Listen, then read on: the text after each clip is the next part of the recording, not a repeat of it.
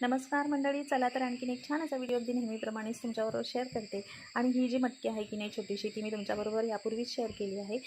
तर लोकल शॉपमधून मी घेतली होती ही मटकी आणि दह्यासाठी आणली होती. तर पहिल्यांदाच ह्याच्यामध्ये की नाही मी दही लावत होते. म्हणजे मला आपण जे मार्केटमधून आणतो की नाही घट्ट असं दही, ज्याच्या वड्या पण पडू शकतात अगदी, एवढं घट्ट दही असते की नाही, तसं दही लावायचं होतं घरच्या घरीच.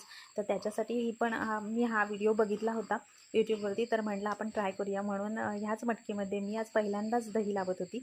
तर दूध जे आहे कोमट करून उकळवून घेतलं आणि त्याच्यानंतर ते कोमट करून घेतलेलं आहे आणि ते या मटकीमध्ये ओतून घेतलेलं आहे.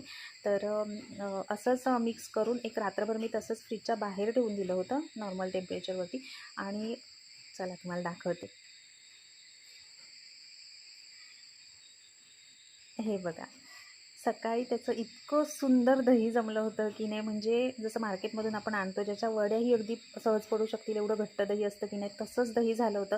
आणि खूप म्हणजे खूप सुंदर वाटलं. आणि मातीच्या मटक्यामुळे की नाही ते अतिशय थंडगार होतं.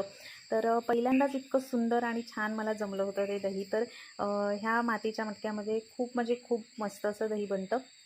इतर वेळी पण मी चिनी मातीच्या मटकीमध्ये ठेवायची, पण ते असं व्हायचं नाही. पण हे तर मला खूप जास्त आवडलं आणि तुमच्याबरोबर तर शेअर झालंच पाहिजे. त्याच्यामुळे हा व्हिडिओ मी तुमच्याबरोबर शेअर केलेला आहे. आजचा व्हिडिओ कसा वाटला नक्की कमेंट करून सांगा आणि व्हिडिओ आवडला असेल तर लाईक, शेअर अँड सबस्क्राईब.